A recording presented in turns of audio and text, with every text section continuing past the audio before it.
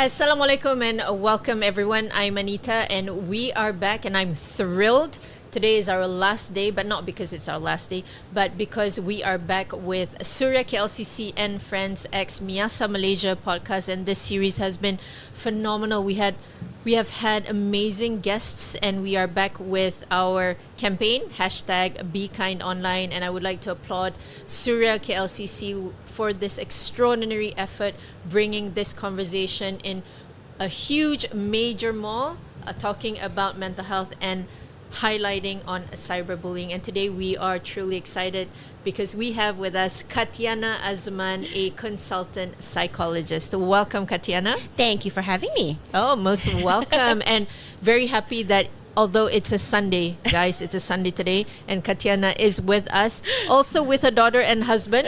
Yes. We are in Suria KLCC, so they're entertaining themselves, I'm sure. So yeah, it's a good location. And Katyana, how are you doing today? Not too bad, not too bad. Actually, really excited to talk about this, actually, because I think it's just something that's really, really relevant given the climate of things. So Yes, I'm really excited to be able to talk about it. All right, so maybe if you could share a little bit with our listeners and viewers on a little bit about your work and yourself. So I've been working as a consultant psychologist for about 12 years now. Oh, 12 years. Yeah, lama 12 dah. years. Time goes by really quick. But I've been based at PHKL for the last, I believe, 8 years, if I can do my math correct. 8 years. 8 years. Working predominantly with children and adolescents and young adults. Okay. So, I think that it is really interesting the types of mental health concerns that are coming forward in that demographic. Yes. Versus what my colleagues who work with adults are kind of talking about. Right. So I think that it is, mental health is something that is extremely subjective, and what kids are going through nowadays are stuff that even parents themselves admittedly come forward and say, like, we didn't have this growing up. We have no clue, right? We have no clue. We have no, we have no skill set on how to talk about these things. So, but the almost beautiful thing is that the young generation have so much literacy about it. So it's definitely a very interesting space to be working in. I think there's more awareness today as well. Yes.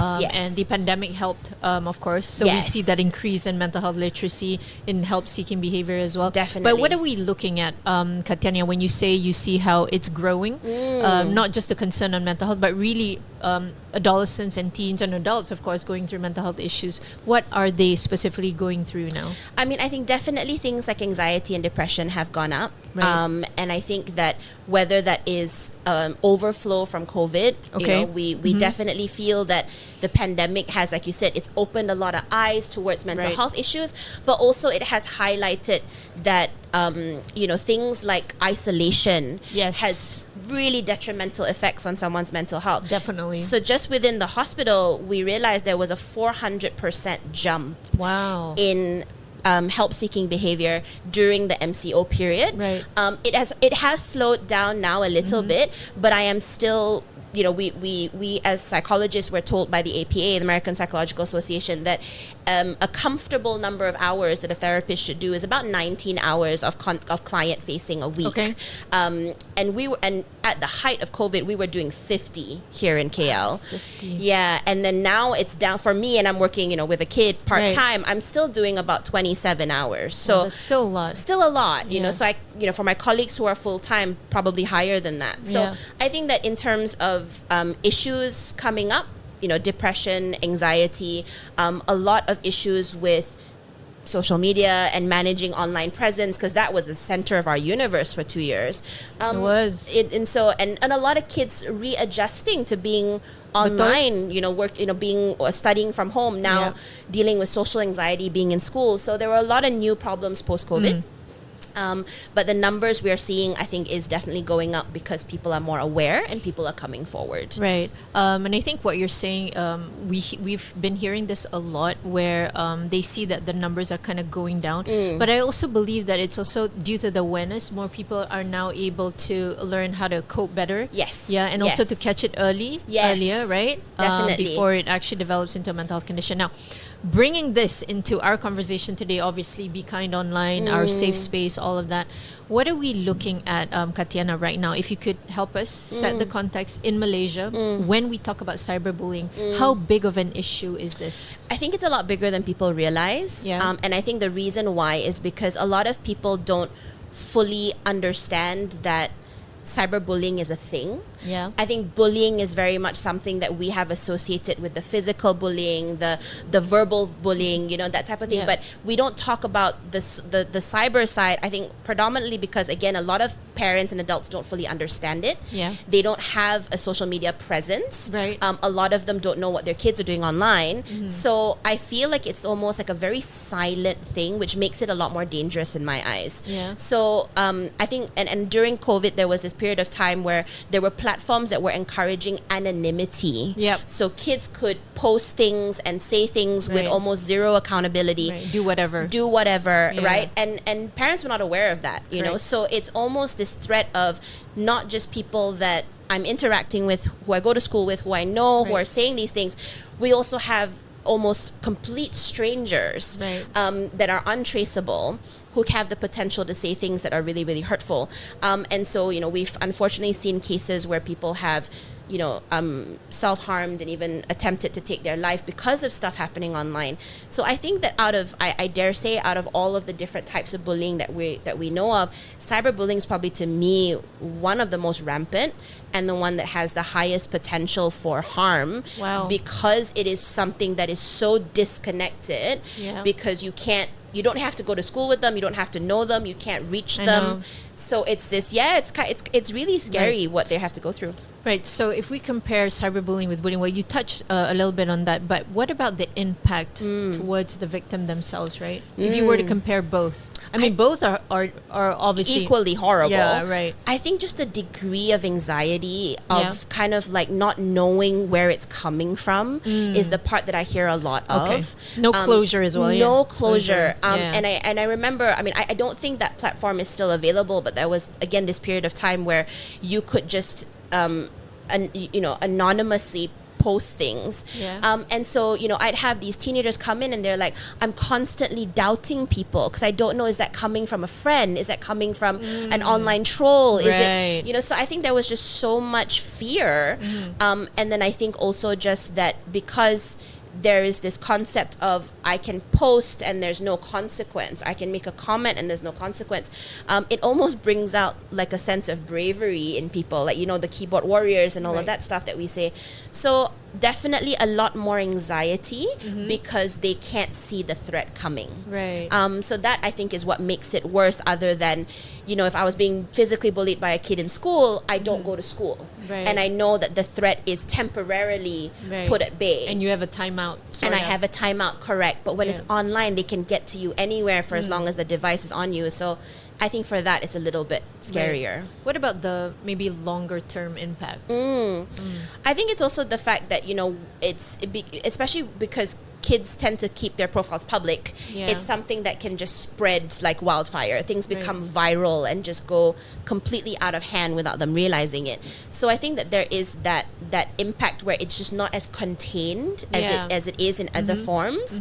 And when you have stuff that, you know, we tell all of our kids, whatever goes online is forever. Even if you think you take it down, it's forever. Right. And so you see the consequences of that on things like self-esteem and body image, and there's just so many ways with which it can kind of permeate and affect their lives. Right. So yeah, there's definite long-term consequences if not kind of managed well. Right. And we also see this where it impacts relationships, right? Yes. Especially those in school. Like you work with adolescents and teens. How does that affect, you know, friendships?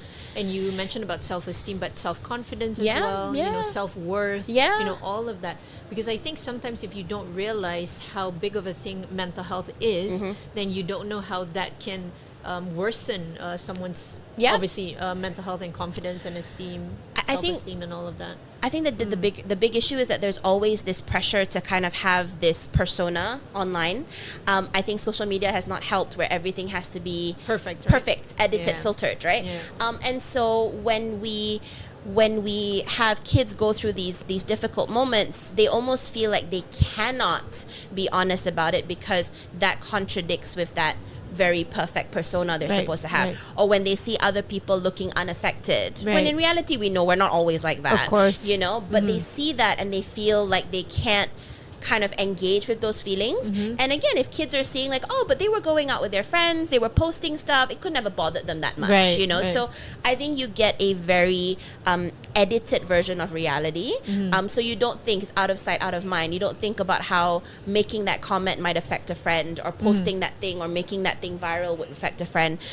So I think that's kind of the problem, is that there is that social pressure to be that perfect version. Sorry, and that will affect relationships, like you said, because you're not able to be fully honest with yourself and with the people around you. So you know, so whenever I work with teenagers, you know, and oftentimes they talk about what they see online as reality, right? And a lot of my job is kind of explaining to them that there is so much editing involved in that process, and that everything should be taken with a pinch of salt, and that being authentic is important. And those are things that teenagers with their, you know, still growing brains and, you know, neurological immaturity don't see as immediately as adults do. That's actually such a good point. I didn't really think about that, you know, because when they go online, they think that what they see and what they're taking in is the truth, is real, and then once they're on it for a while, then only they kind of understand it. But that process in itself might take years as well, right? But the harm is done. Correct. So maybe more about parents, their role, and also school, of course. What can we do better, Katyana? I think it's about awareness and educating yourself, right? You know, we often laugh about how certain generations are tech dinosaurs. And even myself, I'm a millennial, and I tell my clients, like, you know, I aged out at TikTok. I can't do TikTok. I can't do Snapchat. Instagram was the limit for me. I can't do X at all. I know. Oh my God. Now there's all they will say, oh, are you on Threads? And I'm like, what is that? I know. You know? So, you know, but at the same time, I think that if you have a child, or if you have students who are on these platforms, you need to understand what it is, because you need to be able to know how to support them and protect them from things, and guide, right? And guide, exactly. There's a lot of things about like data protection that teenagers don't think about. Correct. You know, and so I think it is the role of the adults to be able to understand at least how it works.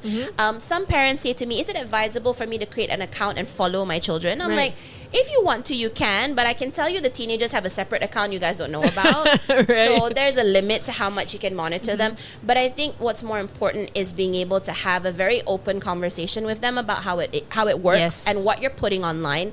So that way, even if you don't follow them, you know that they will come to you if things are not going well. I think schools have a duty to talk about that as well, and also about, you know, being kind and how there are consequences for what you post, you know. And so a lot of times I hear kids say, well, I didn't mean to upset that person. And that's usually true. They don't intend to cause harm. It's not done deliberately. But they don't have the foresight to think about how that might happen. So I think it's about just empowering yourself with information about how it works and what it does.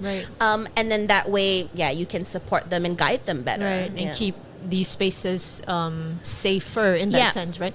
Well, okay. So being a consultant psychology, working with adolescents and teens, in your view, in your opinion, with everything that you've seen, what is the safest, I know you know it's coming, right?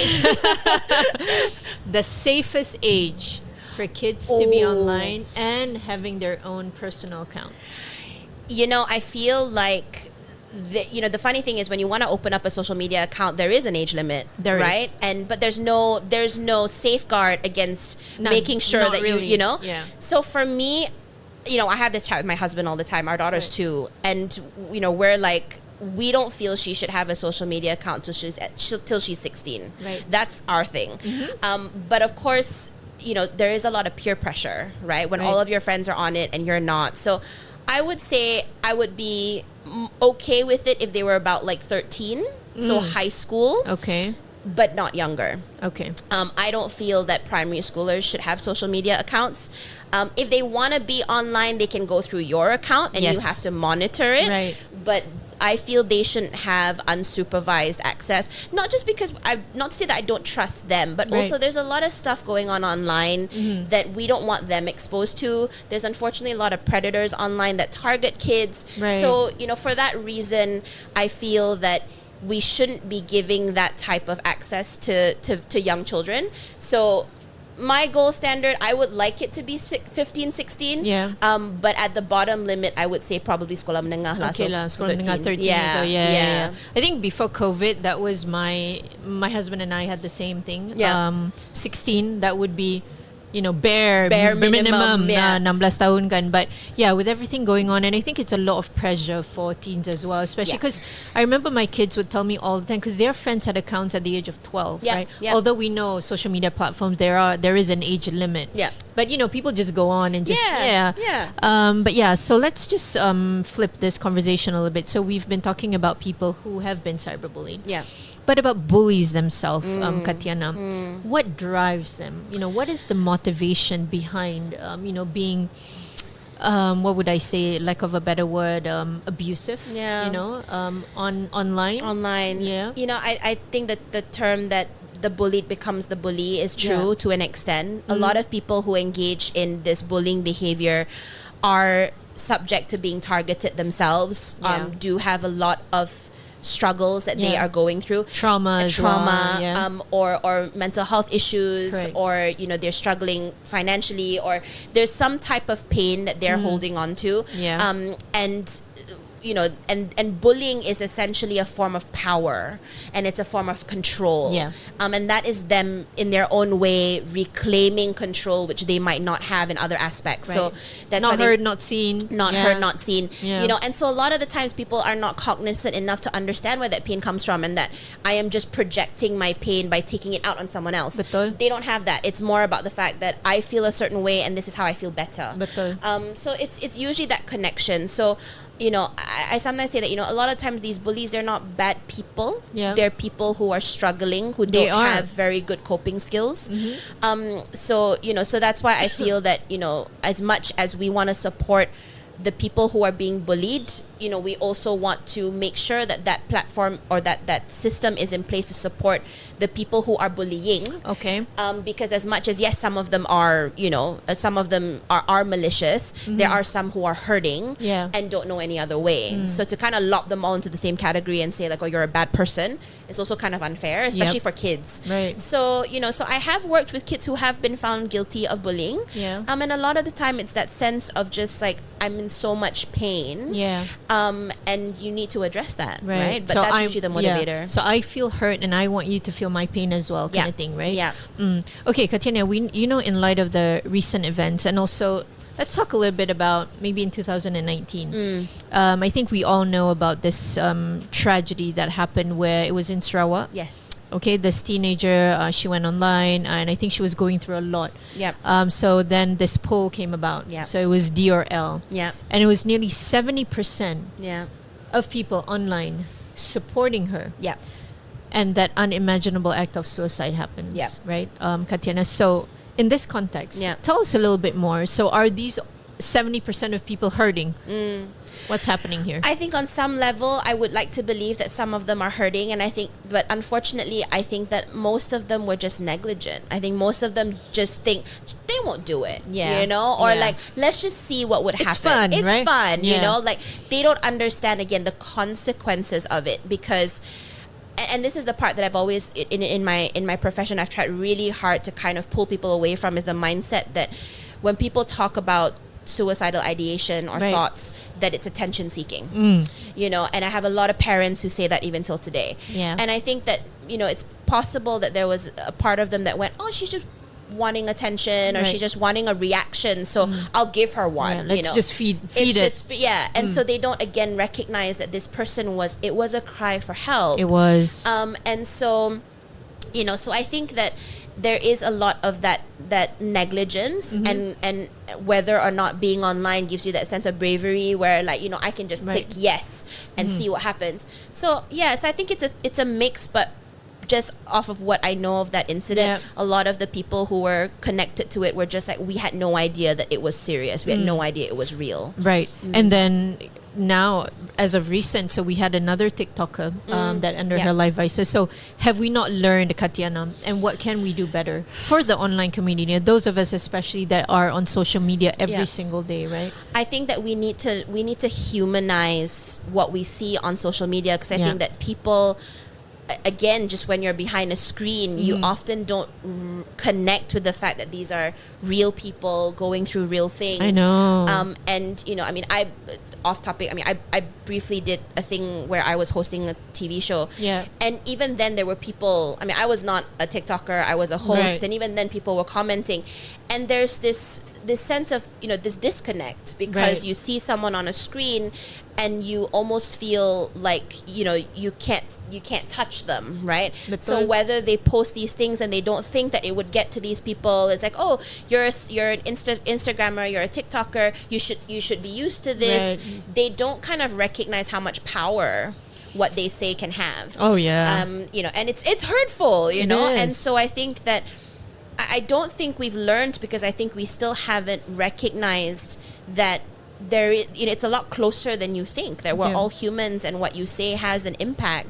And I think people also don't realize that this is actually a punishable offense. You know, when I tell people that bullying is taken very seriously in this country, and that, you know, the people implicated can be tracked down, they often get very surprised. So I think that it's created this false sense of like security. Right. No one can touch me, No so one I can touch say me. anything I want. Yep, you know, like if I keep my profile anonymous, no one can find me. Right. You know, I mean, you know, technology is in such a way where a lot of this can be traceable, you know. Right, So right. I educate my teenagers a lot on that, you know, not to say that I want to parent in fear, Right. but I have to tell my teenagers that I work with that, you know, at the end of the day, like if you think that you are untouchable by this, it's not the case. So, Betul. you know, so I think that we just haven't recognized enough that these are all people at the end of the day. You know? Betul.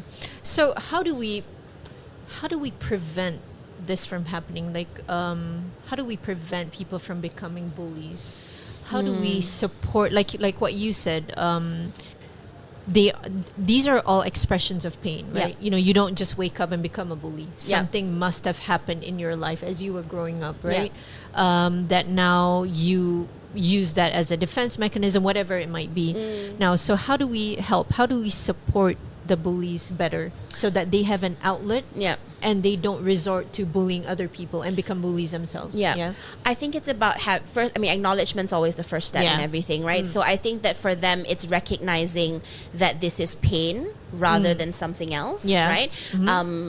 And so having them go through that process of awareness and kind of going like, this is coming because this is happening because of the pain that you've gone through, and that feeling is valid. Yeah. You know, validating So their pain, validating, yeah. so that, you know, they can kind of start to heal from that, you know. And I think that people often miss that step. They often feel like they can't, their feelings are invalidated, or they shouldn't, or it's other people are suffering more, and all of that stuff. And because of that, that step just gets completely missed. Right. So I think once we've identified that, you know, an individual has been subjecting others to bullying and what's kind of been going on, I think taking the time to kind of understand, how did they get here? Yeah. You know, so what makes them feel that this reaction is required, right? And oftentimes they will say, oh, it's because when I was in pain, nobody cared. Yeah. That sentence always ends up coming up. And then unpacking that so they can recognize that they are actually subjecting... and this is the thing that I find really interesting. A lot of the bullies that I've worked with don't recognize that they're subjecting these other people to what they've gone through. Right. It's literally just replicating that behavior, and they don't see that. Yeah. You know, so it's about helping them see that, encouraging empathy, all of that stuff, and then helping them cope, right? So yes, but it is a very subjective thing. So whenever people have talked to me like, oh, is there like a one size fits all? No, because Right. pain is it affects people in different ways.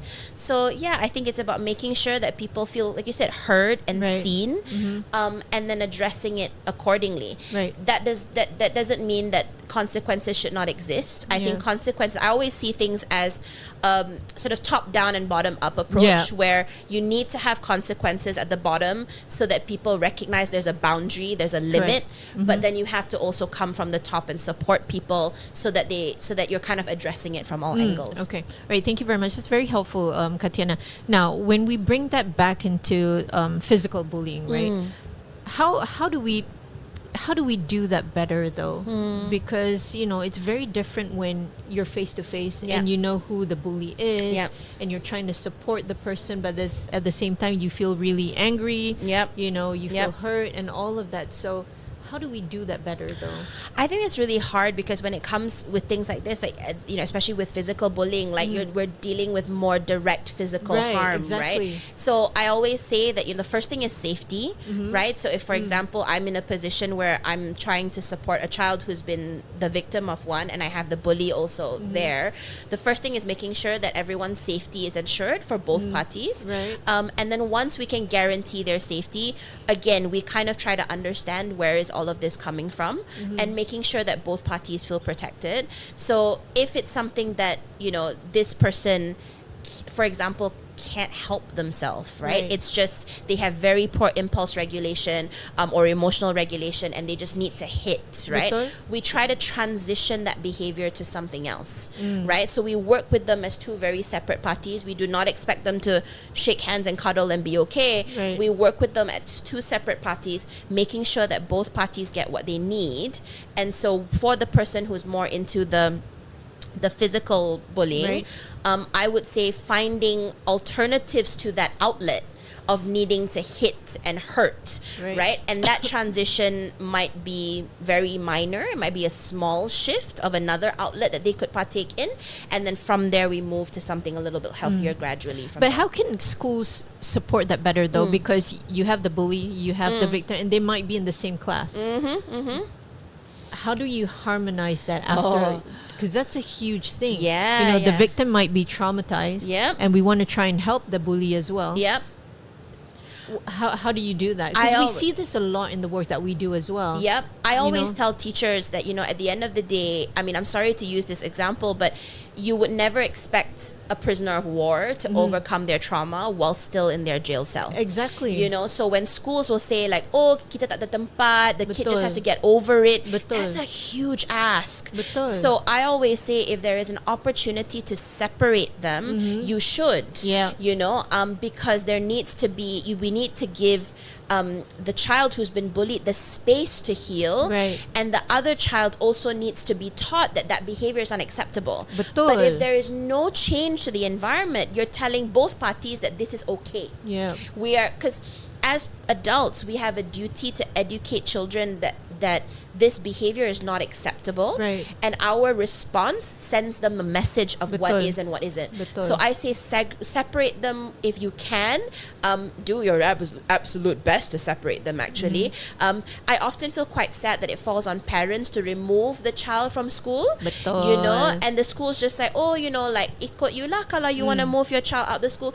But that sends the message to the child who was bullied that I have to be the one to remove myself. I am the one that has to take on the consequences. And that's a very unhealthy message to send to these kids. And then the victim doesn't feel heard. No. And then she or he doesn't learn as well. Nope. How to be more assertive, how to stand up for himself, how do we resolve this? And the bully might repeat the act again, right? Because there's no consequences on their end. Okay. So in your work as well, is there certain criteria that bullies look for and then that person becomes a victim, or is it just anyone? How does that work? I feel I used to think that it was that they would target people who would give them people, right? People with the lowest probability of retaliation or consequence. But then I've seen cases where that's not at all the issue, right? Where they target maybe people who remind them of the ones who hurt them, right? That could be it as well. Yeah, so I think that it's very be both. It could be both, but just more often I see they would target the ones that would be less likely to report or less likely to retaliate. So then they don't have to deal with consequences. But again, if there is a very specific acute pain that they're going through, so say they were bullied by another child who looked a certain way or behaved a certain way or had a certain background, they might gravitate towards that as almost like a form of like revenge. So it really does kind of depend. But oftentimes, the motivator is what that person is going through. Okay, so if any of our listeners or viewers are going through any kind of maybe cyberbullying at this point, what would your advice be? What do we do? I think the first thing would be to alert the people in your life. So whether you are a child or a teenager and you have, parents or teachers that can support you, do that. If you are an adult and you've been notified of this, take it to the authorities. This is something that is taken seriously again in our legal system. So file a police report if you feel that that's necessary. But I think what's important is making sure that if you have a young child at home or a teenager at home who's going through this, just making sure that you validate any of their concerns, right? Don't kind of say, oh, they're probably joking, or brushing it aside, because we never really know how these things are going to snowball. So I would say, escalate the issue, alert people. Even if you're being a little bit overprotective, that's completely fine. Better safe than sorry. I know. Because I think that's the thing. They're like, oh, it's not a big deal. They haven't threatened my life or anything. I'm like, it shouldn't have to get that far. I know. For you to say, you have to say something. So I think just alert someone, even if you're unsure. Okay. And then, take it a day at a time beyond that, and then go from there. So the second part, we're now only coming to the second part, but how do we build resilience? So we've gone through the cyberbullying, or bullying, and it becomes very traumatic. And then now we feel, as an example, afraid to be on social media or coming to school, right? Or going to uni, all those sorts of things. So how do we build that resilience, Katyana? Because I know the trauma is very real. Immense, Yes, especially those that are now being diagnosed, with a clinical mental health condition, right? Yep. What would you say? The thing that people often don't realize is that resilience is actually not getting to a stage where you don't feel the pain anymore. Resilience is about recognizing that you have the ability to get back up. Yes. Right? And part of that comes from lived experience. Definitely. So it's always sort of a gentle balance, I tell people, where when we're in pain, when we're scared, we avoid, because from a survival aspect, that's the most efficient. But when we avoid things 100% of the time, we also rob ourselves of the opportunity to learn and grow. Of course. So resilience has no hope, right? Betul. So I say that, of course, in the early days, when you're dealing with a lot of traumatic responses, you're healing, if you need to minimize your interaction, do. Yes. But have a plan on how to reintegrate and expose yourself to that. So even if you don't want to have a social media presence, that is fine. Yep. Right? But you can start to re-engage with social media if you want to via, again, your family members' accounts, or very private accounts where you don't post and you don't do anything, if that is a goal for you.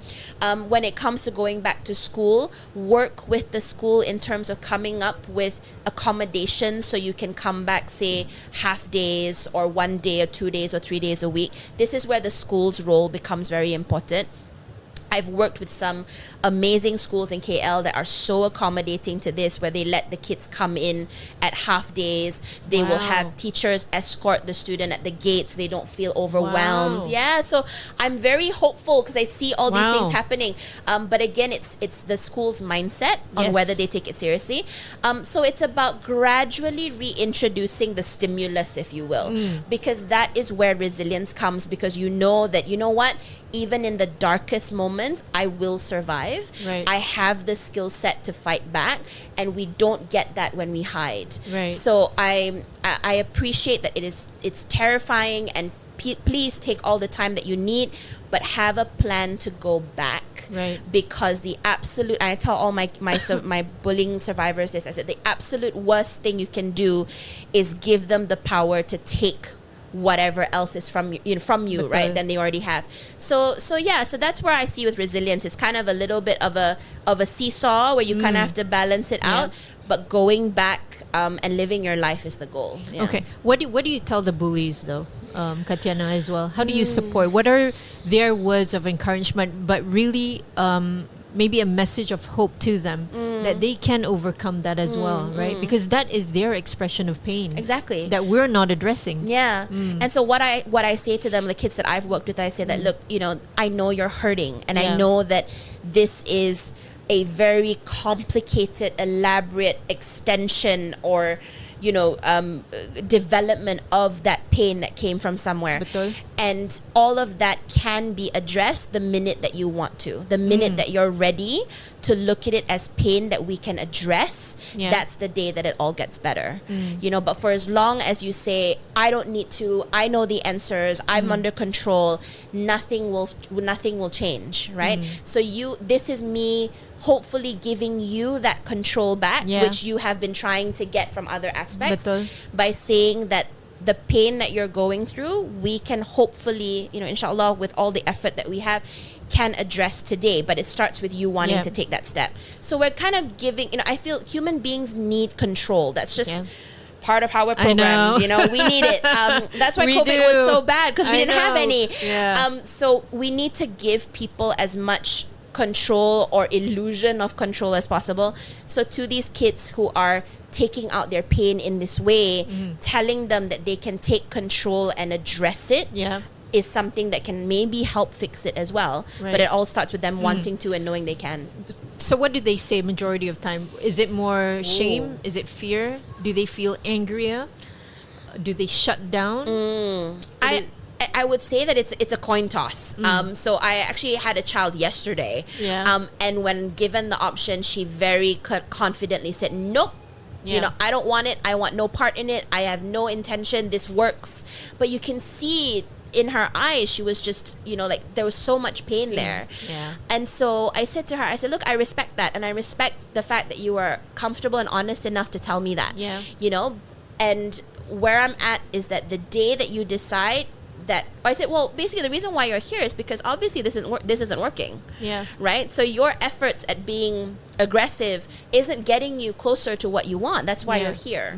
So, you know, trying the same thing and expecting a different outcome is also, you know, not realistic. So to me, I am offering you the chance to get closer to what you want in a more effective way. That's all that this is.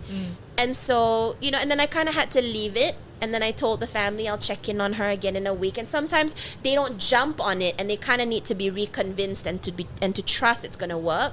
But I think just having them know that I see the pain, and I want to give you tools on how to fix it, and hope that they come back. So there are some kids that are very embarrassed. There are some kids that are very angry. Because they're just like, why is it that I have to change when the person who hurt me didn't have to change? That comes out too. Of course. So, you know, you kind of have to manage it at every level. But you know, I'm grateful to say that most of them come around. Most of them do. But yesterday was fun seeing this girl, you know, very, very confidently saying, no, I want no part in it. So that does happen. Okay. All right. Thank you so much, Katyana Azman. This is our series on, obviously, #BeKindOnline. We were talking about cyberbullying with Katyana Azman, a consultant psychologist. But before we end, folks, just one last thing, Katyana, maybe a message of hope to those out there who have, you know, gone through cyberbullying or bullying, physical bullying, emotional bullying, sexual bullying, whatever it might be. What is your message of hope to them, and especially to the families? What can we do more of, and how do we keep, maybe just 1 minute on how do we keep our online spaces more safe?